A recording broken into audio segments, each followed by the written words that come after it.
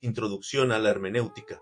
Después de la muerte de Josué, los jueces gobernaron Israel por alrededor de 400 años. Estos fueron algunos de los días más oscuros de la historia hebrea. ¿Por qué? En parte porque las personas no tenían principios según los cuales vivir. En efecto, la Biblia dice que cada uno hacía lo que bien le parecía. Así pues, ellas pasaron por alto las reglas y principios que Dios les había dado para guiarlas. Igualmente, muchos problemas en la historia de la Iglesia han sido causados por personas que han interpretado la Biblia como bien les ha parecido. Un sabio dijo que a menudo la gente cita un capítulo y un versículo de la Biblia como una base falsa para justificar sus malas obras, su insensatez y sus falsas enseñanzas. Aquí presentamos 3 ejemplos de algunos que torcieron ciertos versículos de la Biblia para justificar sus malas obras. 1. En el siglo XII, algunos cruzados salieron, en nombre de Cristo, a recobrar las tierras que los musulmanes les habían quitado. Un soldado asesinó al bebé de un incrédulo, y para justificar esta matanza citó del Salmo 137. 9 las palabras: dichoso el que estrellare tus niños contra la peña. 2. En América y África del Sur, europeos se apoderaron de la tierra de los nativos. Para justificar este robo, citaron la orden que Dios le dio a Josué de matar a los cananeos y apoderarse de su tierra. 3. En el siglo pasado, un régimen perverso en Alemania dijo que la voluntad de Dios era matar a todos los judíos. Para justificar sus pecados, el régimen citó Mateo 27:25, donde se refiere que los judíos dijeron: su sangre sea sobre nosotros y sobre nuestros hijos. Lección 1.1. La definición de hermenéutica y la necesidad de conocerla. Una palabra importante para una tarea importante: definir la hermenéutica. Bienvenido a este estudio. Hermenéutica viene de la palabra griega hermeneuo, que significa interpretar, traducir o explicar. Hermeneuo guarda relación con Hermes. En tiempos antiguos, los griegos creían que Hermes era un mensajero de sus dioses. Su trabajo consistía en entregar e interpretar los mensajes divinos. La hermenéutica es el estudio de los principios que sirven como guía para interpretar la Biblia. En este curso estudiaremos 2 clases de principios. En primer lugar, estudiaremos los principios generales, que se aplican a toda la Biblia. En segundo lugar, estudiaremos los principios que se aplican a géneros literarios específicos. Por ejemplo, hay principios específicos para la poesía y principios específicos para la profecía. En el índice se dan más detalles al respecto. 4 razones para estudiar la hermenéutica. 1. Aprender principios para interpretar las escrituras. Los principios nos ayudan en muchas actividades de la vida, tal como la de conducir un vehículo. Debido a que los conductores tienen reglas o principios, conducen por el lado correcto de la carretera. No adelantan en las cuestas, porque podrían venir otros vehículos en dirección contraria. Circulan lentamente en las zonas atestadas. Se estacionan al lado de la carretera y no en medio del tráfico. Cuando los conductores no se sujetan a los principios que deben observar, ocurren accidentes y queda gente herida. Imagínese los problemas que tendríamos si no hubiera ningún principio para los conductores. Tendríamos un caos en nuestras carreteras. O así como necesitamos principios o reglas para conducir, también necesitamos ciertos principios para interpretar las escrituras, es decir, para interpretar la Biblia. Los creyentes deben poner en práctica dichos principios. De lo contrario, habrá accidentes y quedará gente herida. En la introducción a este capítulo, mencionamos algunos problemas que ocurren cuando la gente interpreta las escrituras a su manera. En la actualidad, algunos creyentes siguen interpretando la Biblia como les parece bien ante sus propios ojos. Pasan por alto los principios básicos de la hermenéutica. Por consiguiente, se produce un caos. Uno dice que podemos comer carne de cerdo, otro que no podemos. Uno dice que debemos asistir al culto los domingos, otro que debemos hacerlo los sábados. Uno dice que llamemos a los ancianos de la iglesia para que oren por nosotros cuando estamos enfermos, otro que nunca debemos reconocer que estamos enfermos. Uno dice que los creyentes deben orar en lenguas hoy, otro que las lenguas cesaron cuando se terminó de escribir la Biblia. Uno dice que Jesús es divino, otro que solamente era humano. Uno dice que María no pecó jamás, otro que todos han pecado. Estos ejemplos muestran lo que sucede cuando cada uno interpreta la Biblia a su manera. El caos. Por tanto, necesitamos principios que nos guíen cuando interpretamos la Biblia. 2. Desarrollar habilidades para responder preguntas difíciles. Felipe le preguntó al etíope: ¿entiendes lo que lees? Él dijo: ¿y cómo podré si alguno no me enseñare? Los principios enunciados en este curso nos guiarán en la comprensión de lo que leemos en la Biblia. Para cuando termine de estudiar este libro, usted debiera ser capaz de contestar preguntas difíciles como estas. El Espíritu Santo nos enseña todas las cosas. No tenemos necesidad de que nadie nos enseñe. ¿Por qué? Pues necesitamos maestros. Jesús no vino para traer paz a la tierra, sino una espada. ¿Por qué? Pues cantaron los ángeles y en la tierra paz, buena voluntad para con los hombres.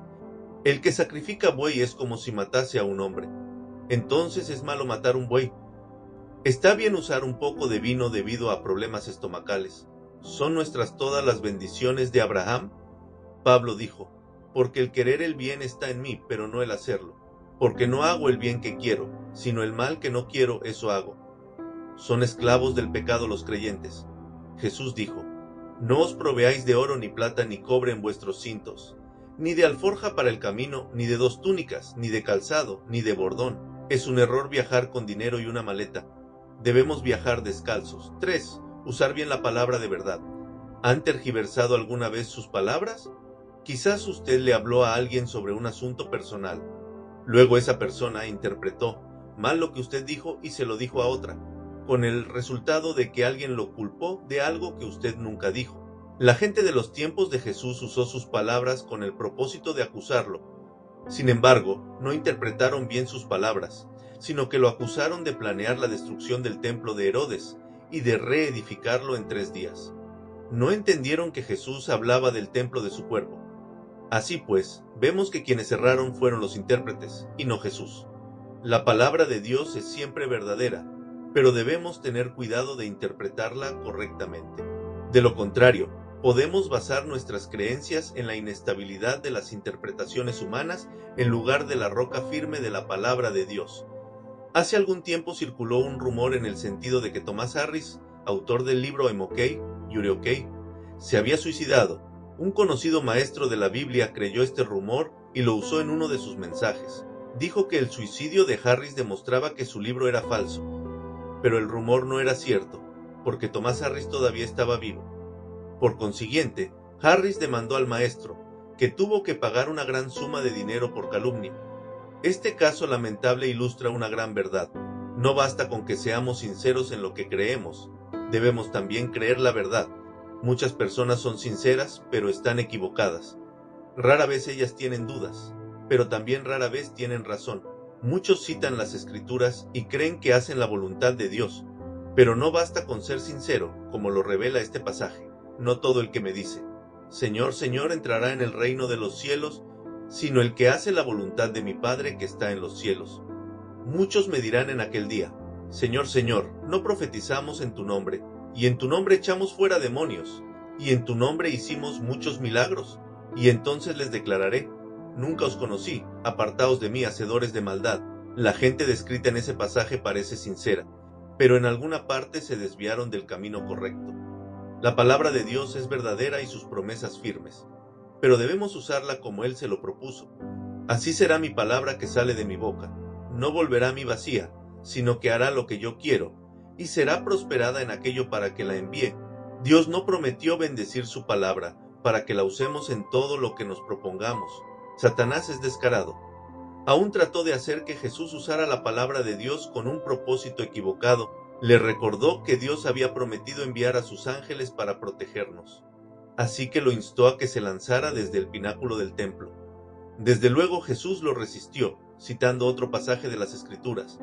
Dios no envió la promesa de Salmo 91, 11:12 para permitirle a su pueblo que lo tentara. Como Satanás no interpretó bien la palabra de Dios, Jesús lo reprendió. En la actualidad, Satanás continúa torciendo las Escrituras. Induce a los falsos maestros a interpretar la Biblia de tal manera que lleven a la gente a la perdición.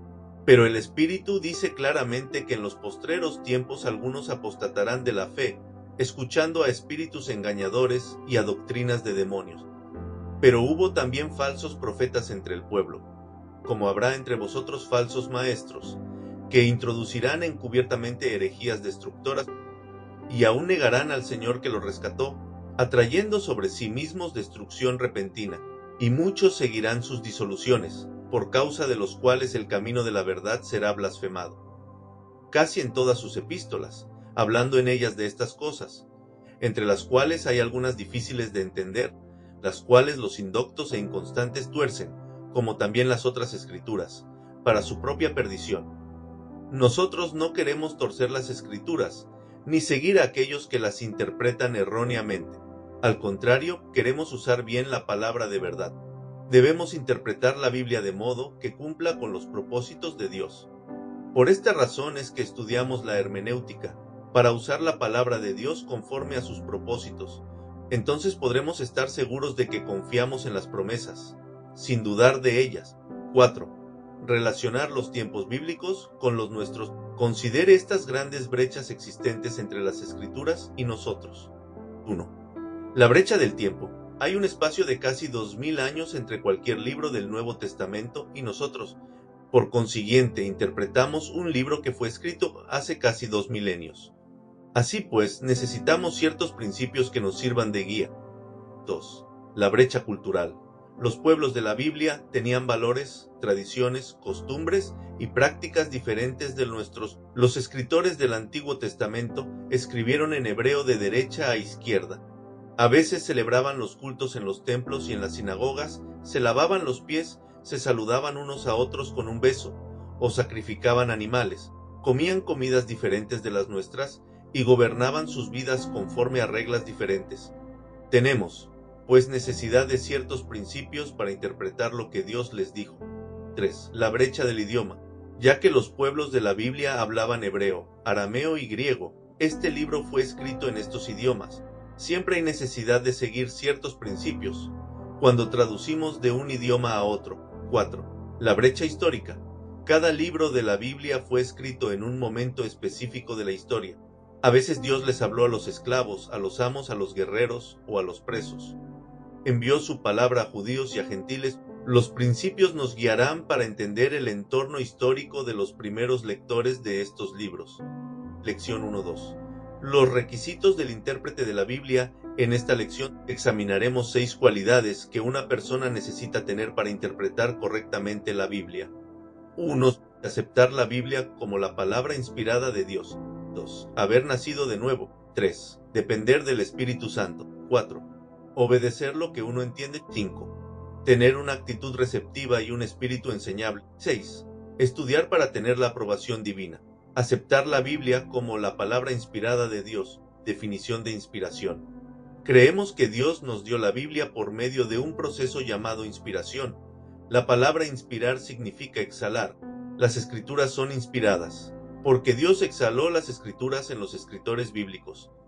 Toda la escritura es inspirada por Dios, y útil para enseñar, para redarguir, para corregir, para instruir en justicia, a fin de que el hombre de Dios sea perfecto, enteramente preparado para toda buena obra. La inspiración es el proceso que Dios usó para exhalar su mensaje en los escritores originales y dirigirlos por medio del Espíritu Santo, de modo que ellos escribieran lo que Él quería sin incurrir en errores. Entendiendo primero esto, que ninguna profecía de la Escritura es de interpretación privada, porque nunca la profecía fue traída por voluntad humana, sino que los santos hombres de Dios hablaron siendo inspirados por el Espíritu Santo. Antes que una persona escribiera parte de las Escrituras, sucedieron varias cosas.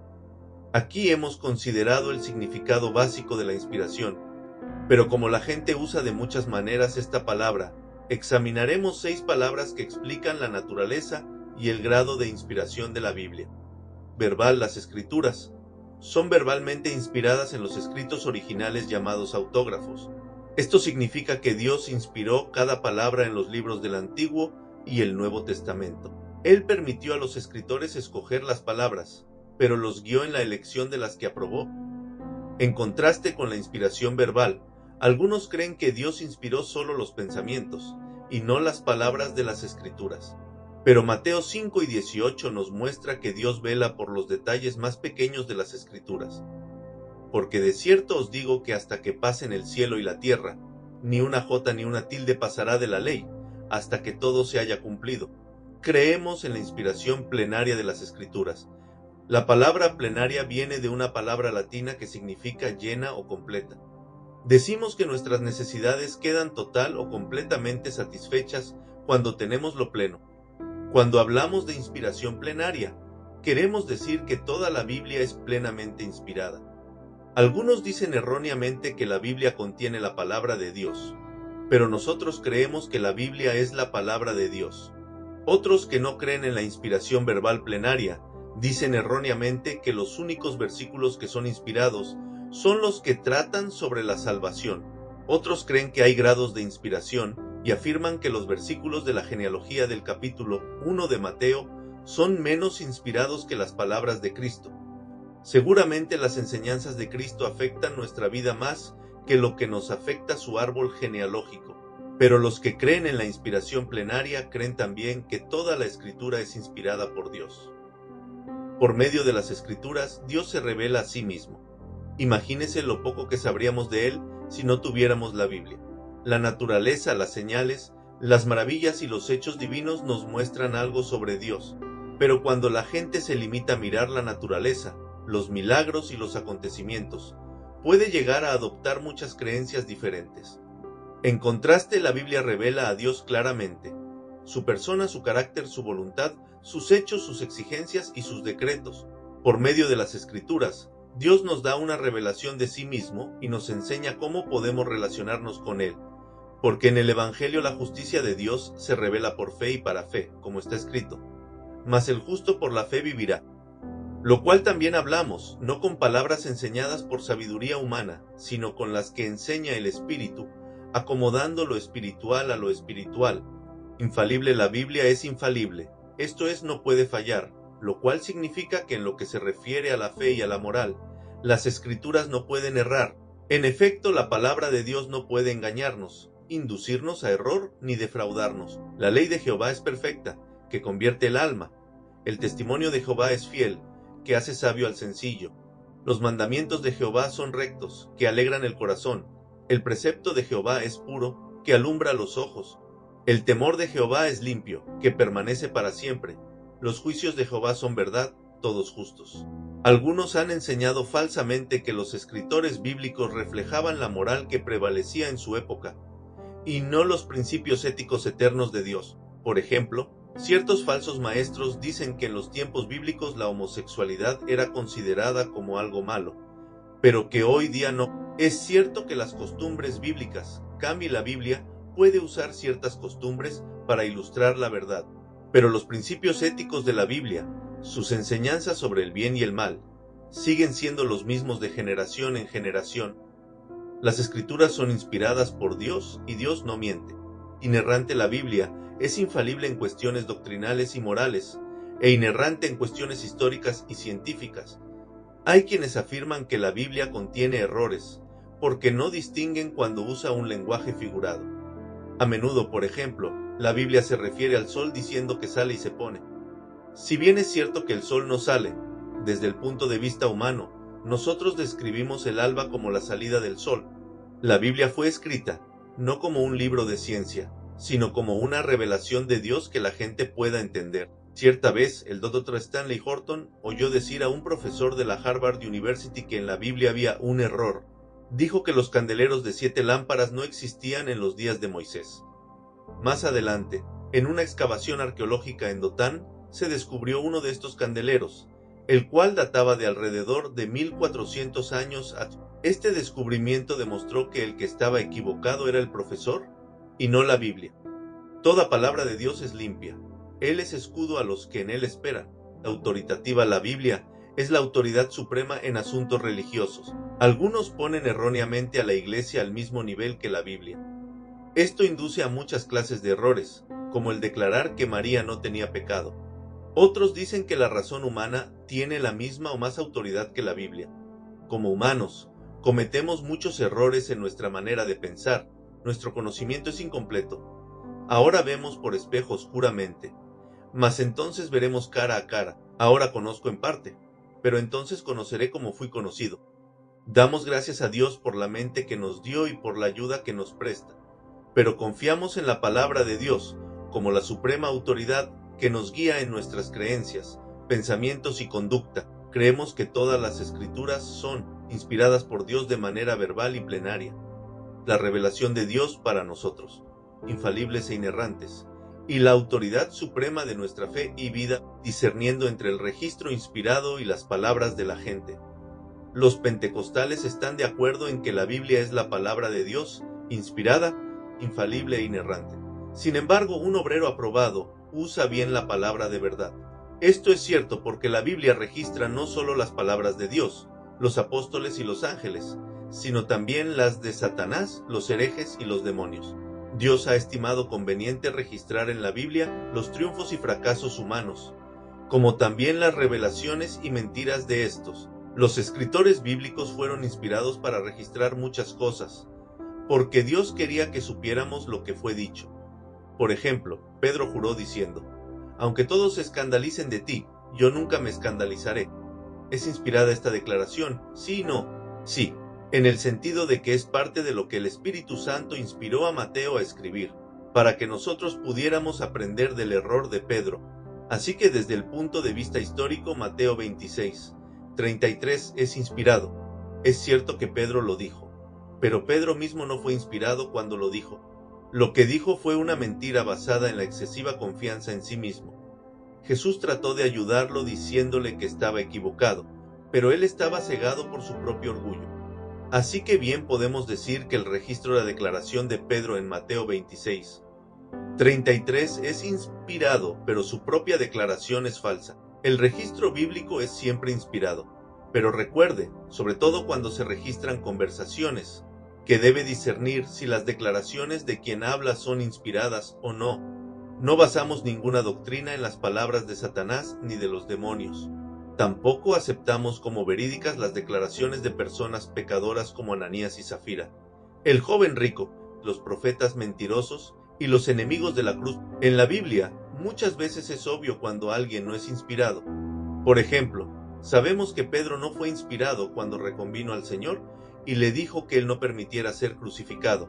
Pero Jesús, volviéndose, dijo a Pedro: «Quítate de delante de mí, Satanás. Me eres tropiezo, porque no pones la mira en las cosas de Dios, sino en las de los hombres». Haber nacido de nuevo cierta vez Jesús dijo: de cierto te digo, que el que no naciere de nuevo, no puede ver el reino de Dios». El Espíritu de Dios entra en una persona cuando ésta nace de nuevo. En ese momento, dicha persona está en el reino, bajo la autoridad de Dios. Además, el Espíritu de Dios que habita en una persona hace posible que ésta entienda las cosas espirituales. Sin el Espíritu, el maestro más sabio de la tierra puede estar ciego a las verdades espirituales. Pero los niños que tienen el Espíritu sí pueden entender la Biblia.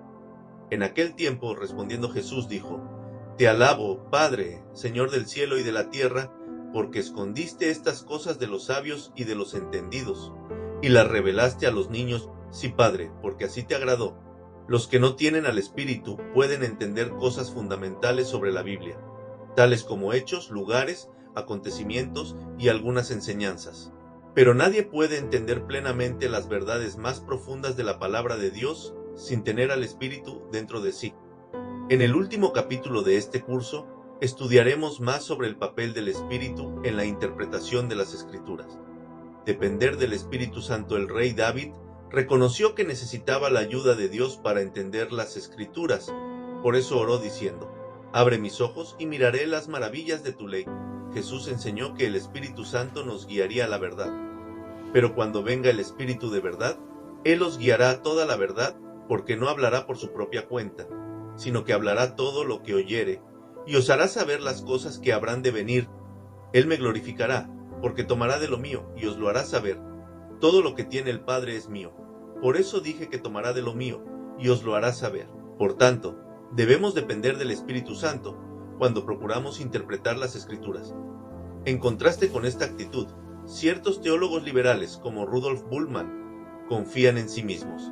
Al respecto, Bultmann escribe: «La interpretación de los escritos bíblicos no está sujeta a condiciones diferentes de las que se aplican a toda otra clase de literatura». Estamos totalmente en desacuerdo con Bultmann. Desde luego, hay maneras de estudiar la Biblia como estudiaríamos otros libros. Trataremos sobre esto más adelante en el transcurso de esta lección, pero debemos estudiar la Biblia como ningún otro libro, porque a diferencia de toda otra obra literaria, la Biblia es inspirada por Dios.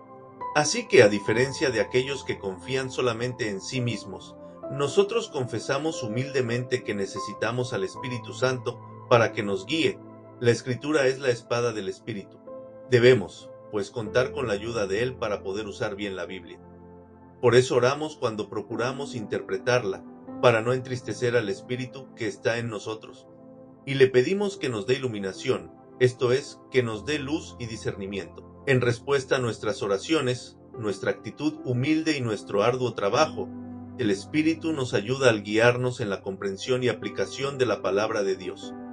Obedecer lo que uno entiende, la obediencia precede a la comprensión espiritual madura. Al respecto, Jesús dijo: el que quiera hacer la voluntad de Dios, conocerá si la doctrina es de Dios o si yo hablo por mi propia cuenta.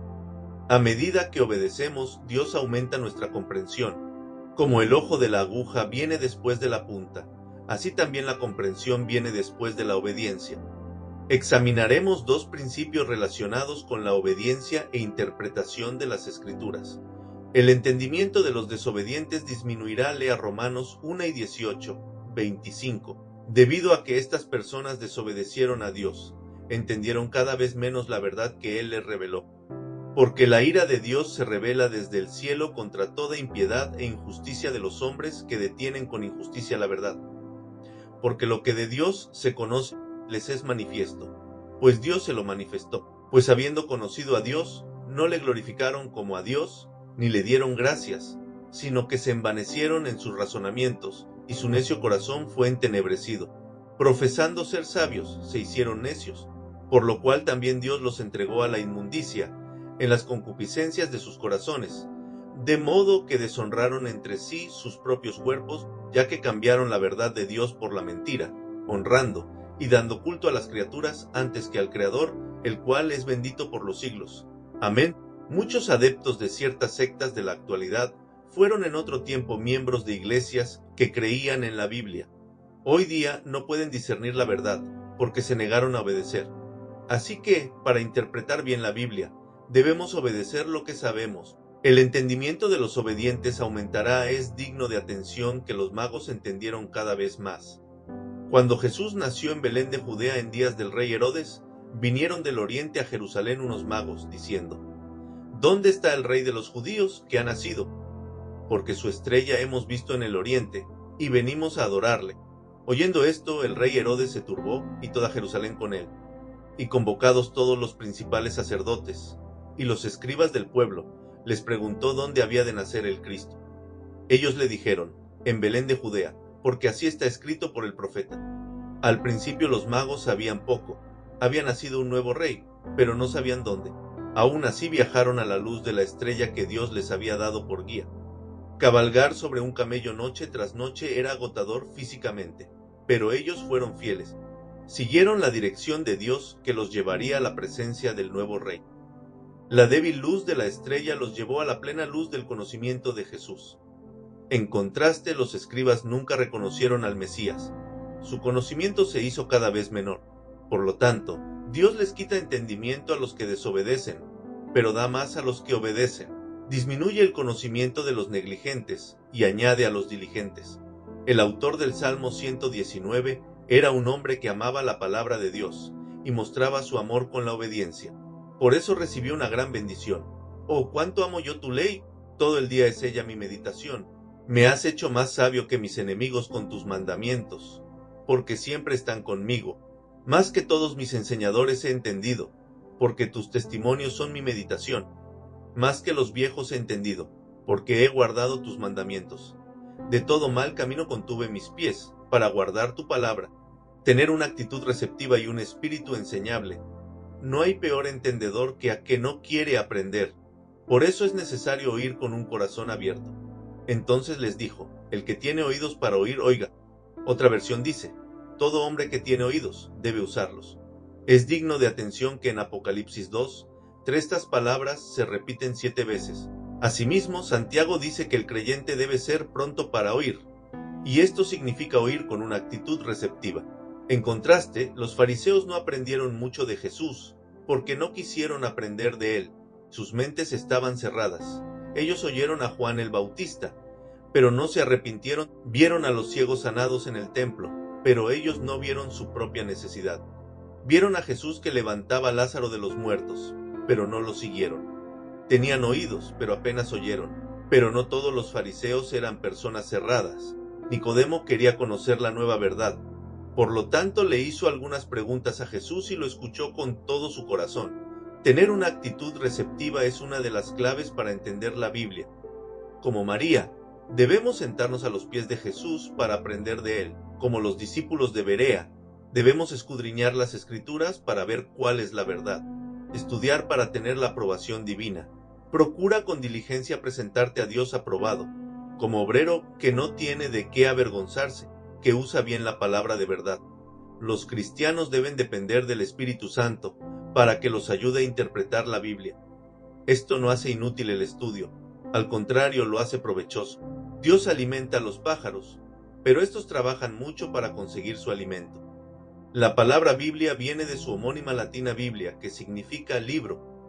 En efecto, la Biblia es un conjunto de libros, si bien se publica con el formato de un libro. Para interpretar la Biblia se requieren todas las habilidades que se necesitan para estudiar cualquier otro libro. En 1 Corintios 10 y 15, Pablo dice: como a sensatos os hablo, juzgad vosotros lo que digo. En otras palabras, él les dice a sus lectores que usen su mente. Los siguientes versículos ponen énfasis en que las percepciones espirituales requieren un esfuerzo mental. Bienaventurado el varón que no anduvo en consejo de malos, ni estuvo en camino de pecadores, ni en silla de escarnecedores se ha sentado, sino que en la ley de Jehová está su delicia, y en su ley medita de día y de noche. Daniel, no temas, porque desde el primer día que dispusiste tu corazón a entender y a humillarte en la presencia de tu Dios, fueron oídas tus palabras, y a causa de tus palabras yo he venido. Uno hace diferencia entre día y día, otro juzga iguales todos los días, cada uno esté plenamente convencido en su propia mente. Considera lo que digo, y el Señor te dé entendimiento en todo. Por tanto, ceñid los lomos de vuestro entendimiento. En el estudio de la Biblia se pueden usar varias herramientas que examinaremos en la siguiente lección. Lección 1.3. Las herramientas del intérprete de la Biblia. Las herramientas más valiosas para el estudio de la Biblia son las que Dios le ha dado a cada persona. Ojos para leer, una mente para pensar, reflexionar y meditar, el Espíritu Santo para ayudarnos. Pórtense siempre con oración y procurando entender la Biblia por sí mismo, leer lo que dicen otros sobre algo, antes de estudiarlo usted mismo. Es como pedirles a otros que lo lleven consigo. Aprenda a caminar solo. Dependa de la ayuda de otros solo cuando se encuentre con pasajes difíciles de entender. Pero no hay gozo mayor que el de descubrir las verdades directamente del Señor a medida que usted estudia su Biblia. Coseche las bendiciones de su propio estudio personal primero. Después use las 5 clases de herramientas que estudiaremos en esta lección. Las ventajas de las Biblias de estudio. En tiempos recientes, los creyentes han sido bendecidos con diversas Biblias de estudio. Los autores de este libro prefieren la Biblia de estudio de la vida plena. Tenga presente que cada Biblia de estudio ha sido escrita desde cierto punto de vista. La BEP, como su nombre lo indica, ha sido escrita desde una perspectiva pentecostal. Asimismo, la Biblia de estudio envía a menudo recalca el punto de vista calvinista. Muchas veces pasa por alto versículos importantes que ponen énfasis en la responsabilidad que tiene el creyente en la salvación. Hay varias ventajas en tener una Biblia de estudio. Una Biblia de estudio contiene una introducción para cada libro de la Biblia. Esta incluye ciertos hechos sobre el autor, los receptores originales, el tema, el bosquejo, el trasfondo, el propósito, una visión panorámica del libro y algunas características especiales. Una Biblia de estudio contiene mapas en colores y también muchos mapas en blanco y negro. Una Biblia de estudio contiene diversos cuadros. Por ejemplo, tiene cuadros de los patriarcas, jueces, reyes y profetas. También tiene cuadros sobre viajes, fiestas, principios éticos y cosas semejantes. Una Biblia de estudio contiene subtítulos, referencias marginales y una concordancia. Una Biblia de estudio como la BEP Contiene más de 70 artículos sobre temas clave como el reino de Dios, el Espíritu Santo, la voluntad de Dios, la fe y la gracia padres e hijos, la sanidad divina, el poder sobre los demonios y los tiempos del fin.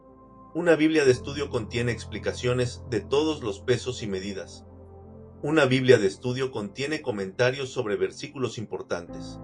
Oramos para que todos los pastores y maestros tengan un ejemplar de la Biblia de estudio de la vida plena. En muchos aspectos, es como un instituto bíblico contenido en un libro. Las traducciones y versiones. Recuerde que el Antiguo Testamento fue escrito primero y en su mayor parte en hebreo. El Nuevo Testamento fue escrito en su mayor parte en griego. Nosotros creemos que los escritores originales de la Biblia fueron inspirados, esto es, dirigidos por el Espíritu Santo. Pero no afirmamos que también lo sean las traducciones o versiones, si bien hay muchas que son bastante buenas. El comparar las diversas traducciones nos ayuda a entender mejor los pensamientos de los escritores bíblicos. Casi todos tienen una versión favorita, tal como la Reina Valera, revisión de 1960, la Nueva Versión Internacional, la Biblia de las Américas, y así sucesivamente. Cada versión tiene sus ventajas y desventajas. La versión Reina Valera, revisión de 1960, fue originalmente escrita en el siglo de oro de las letras españolas. Por lo mismo, su estilo y calidad literario son excelentes, pero aunque el texto ha sido objeto de varias revisiones para actualizar el lenguaje, todavía subsisten en él algunas expresiones que al lector común le son difíciles de entender. La Nueva Versión Internacional está escrita en un español fácil de entender, pero hay muchas frases que no traduce estrictamente. Por ejemplo, cuando el texto hebreo dice Jehová de los ejércitos, la NBI lo traduce por el Señor Todopoderoso, y en cuanto al texto griego, la frase que se ha traducido por un poco, la NBI la traduce por un pedazo. La frase del texto griego que se ha traducido por desierto, la NBI la traduce por ciertamente, y la palabra griega sarx, que se ha traducido por carne, la NBI la traduce por naturaleza pecaminosa. La versión Dios habla hoy a menudo aclara el significado de los versículos, tratando de expresar los pensamientos principales en un estilo moderno. Cada creyente cuando estudia debiera comparar 2 o 3 versiones de la Biblia. En la multitud de consejeros hay seguridad. Por boca de 2 o de 3 testigos se decidirá todo asunto. Asimismo, el uso de 2 o 3 versiones de la Biblia nos ayuda a entender con más claridad la palabra de Dios. Las concordancias. Una concordancia es una lista alfabética de todas las palabras que figuran en la Biblia. La entrada correspondiente a cada palabra proporciona las citas bíblicas donde aparece dicha palabra. Algunas concordancias traen más entradas que otras. Las concordancias completas contienen todas las palabras que aparecen en la Biblia. Muchas Biblias traen una concordancia abreviada en las páginas posteriores. Una concordancia es muy útil cuando uno quiere saber dónde se halla cierta palabra en la Biblia o cuántas veces aparece. Pero recuerde que los escritores bíblicos usan las mismas palabras en sentidos diferentes. Por ejemplo, Lucas pone énfasis en que el Espíritu Santo nos da poder para servir, como dar testimonio a los perdidos y ayudar a los creyentes. Juan pone énfasis en que el Espíritu no solo hace posible que sirvamos, sino también que convence de pecado. Pablo pone énfasis en el papel del Espíritu en el servicio, la salvación y la vida victoriosa sobre el pecado y el mundo. Así que, si bien una concordancia es útil, es necesario recordar que los escritores bíblicos usan las mismas palabras en sentidos diferentes. Las concordancias grandes y completas, como la Concordancia Completa de la Santa Biblia de William H. Sloan, la Concordancia Exhaustiva de las Sagradas Escrituras por C.P. Denger y la Nueva Concordancia Exhaustiva de la Biblia de James Strong, indican las veces que figura cada palabra de la Biblia. Además, estas herramientas le permiten estudiar las palabras griegas y hebreas del original. El uso de una concordancia le ayuda a discernir los muchos sentidos diferentes en que se emplea una palabra. Para los alumnos más avanzados, hay léxicos griegos y hebreos que proporcionan más ayuda en la comprensión del empleo de las palabras. Uno de estos es el Léxico Concordancia del Nuevo Testamento en griego y español por Jorge G. Parker. Los diccionarios y enciclopedias bíblicos. Todas las personas conocen su lengua materna, esto es, el idioma que hablan en casa. Algunos saben 2 o más idiomas. pero ninguno de nosotros sabe un idioma a la perfección. Los diccionarios y enciclopedias nos ayudan a entender mejor las palabras. Estos libros explican los diferentes sentidos en que se usa una palabra. A veces incluyen sinónimos, o sea, palabras que tienen el mismo o casi el mismo significado que la que se busca, o antónimos, esto es, las que significan lo contrario. En un diccionario común, por ejemplo, la palabra fe figura con 9 significados diferentes. Esta clase de diccionario trae los significados de las palabras como se usan en la actualidad. En contraste, un diccionario bíblico nos ayuda a entender cómo se usaban las palabras en los tiempos bíblicos. Así que para ciertas palabras es mejor usar un diccionario bíblico. Una concordancia proporciona algunos hechos sobre los significados de las palabras y los lugares en que aparecen en la Biblia. Un diccionario o una enciclopedia bíblica muestra la investigación que ha efectuado un autor y sus opiniones sobre asuntos como la Trinidad, la segunda venida de Cristo y otros por estilos. Puede que un diccionario bíblico tenga varios párrafos o varias páginas sobre una palabra. Por ejemplo, si buscamos la palabra fariseo, el diccionario dedica más de una página para resumir la historia de los fariseos, su relación con otras sectas y sus enseñanzas. Están todos los diccionarios bíblicos escritos desde el mismo punto de vista, explique. Al usar un diccionario bíblico, debemos entender que, al igual que una versión o una Biblia de estudio, este refleja el punto de vista del autor.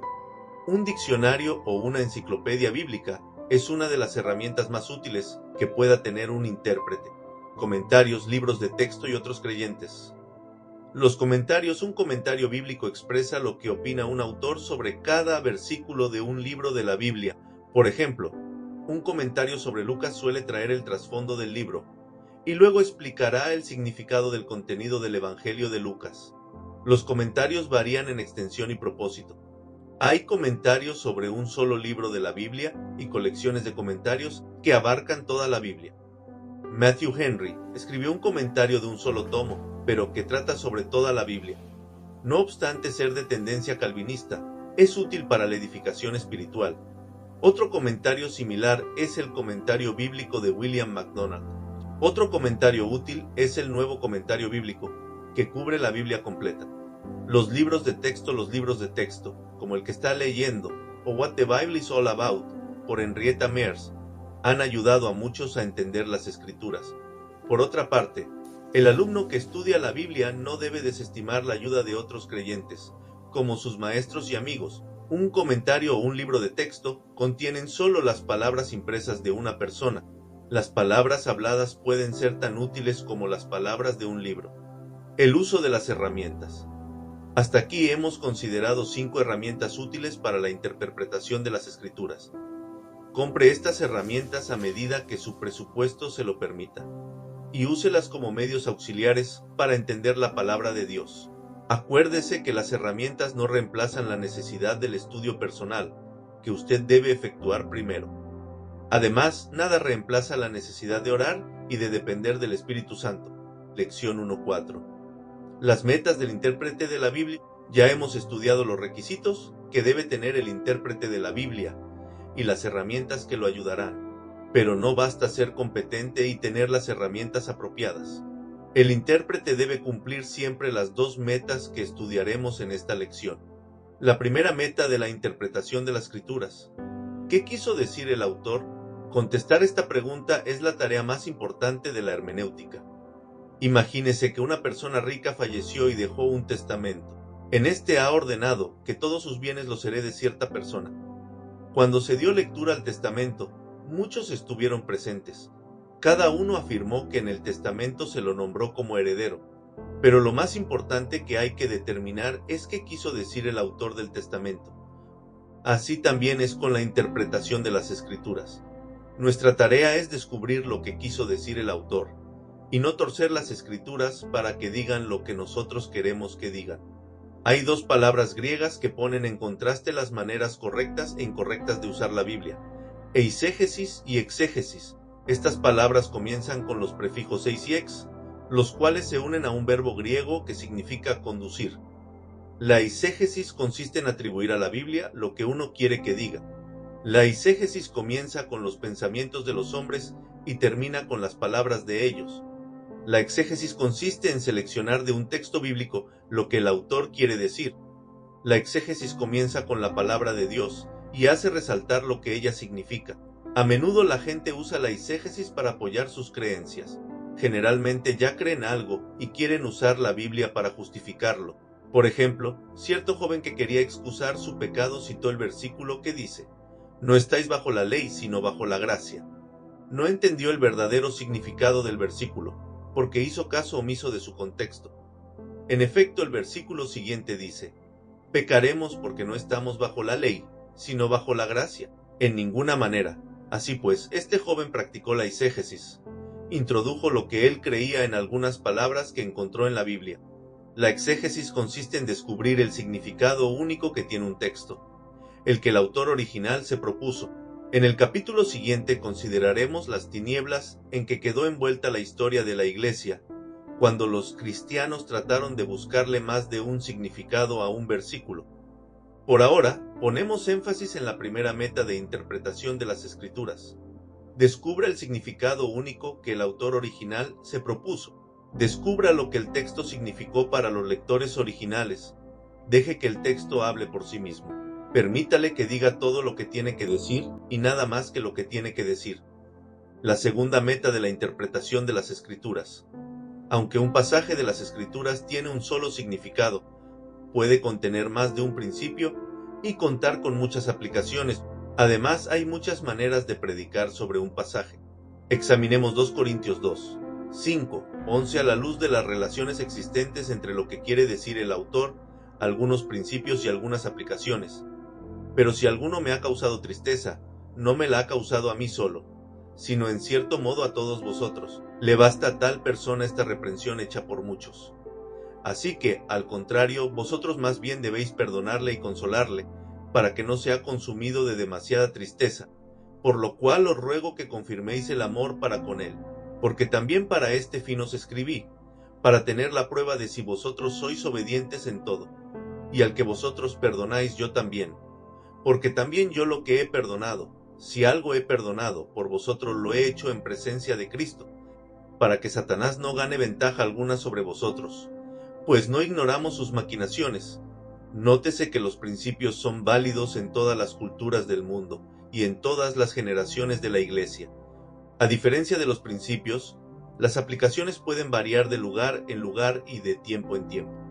Las aplicaciones conectan los principios con la vida diaria de una persona.